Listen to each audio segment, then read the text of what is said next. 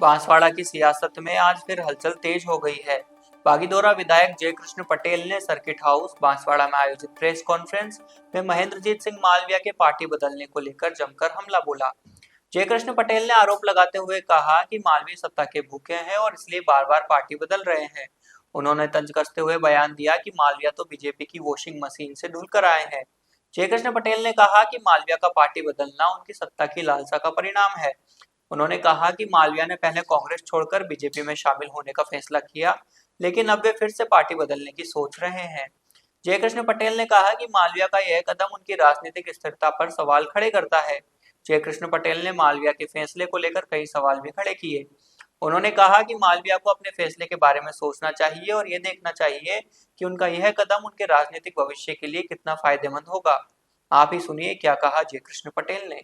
Election से पहले एक जो बातें कही जा रही थी ये था कि अकेला एमपी अगर सिलेक्ट भी हो जाता तो क्या करते हैं, है ना, विकास कहाँ से लाए, क्योंकि अल्टीमेटली तो सबको विकास ही चाहिए।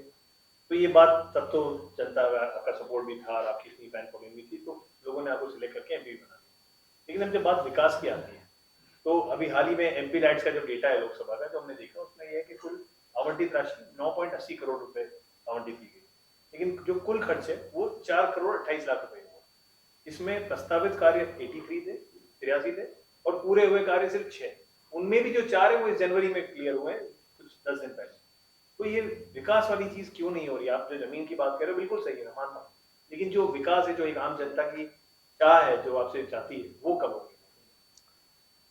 क्षेत्र की जनता हमारे से विकास चाहती है, बात से विकास भी होना चाहिए, लेकिन विकास के नाम पर जहां जहां पर आदिवासियों के घर उजाड़े जा रहे हैं, आदिवासियों के साथ में अत्याचार शोषण हो रहा है, दलित शोषित पीड़ित की जो आवाज है वो विधानसभा के सदन के अंदर या लोकसभा के सदन के अंदर नहीं उठाई जा रही है, कहीं न कहीं वो लोकतंत्र के लिए खतरा है।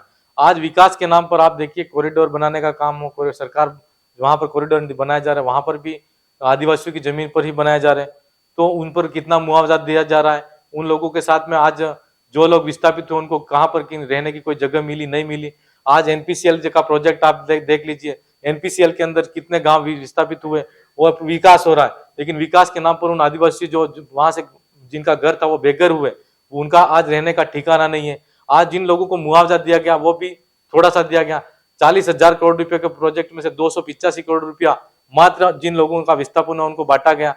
तो कहीं न कहीं हमारा आपसे ये कहना है कि एक बार अगर किसी के साथ में हम विकास के विरोधी नहीं है, लेकिन विकास के नाम पर जो परियोजना चलाई जा रही है उन परियोजनाओं के खिलाफ में हम विधानसभा की बात सदन के अंदर हो चाहे सड़क पर लड़ाई लड़नी हो, हम निश्चित तौर पर लड़ते आ रहे हैं और लड़ते रहेंगे। और आपका चैनल के माध्यम से कहना चाहेंगे, विकास चाहे केंद्र की सरकार हो राज्य की सरकार हो, विकास के साथ में जहां जहां पर आदिवासियों का विस्थापन हो रहा है वो नहीं होना चाहिए।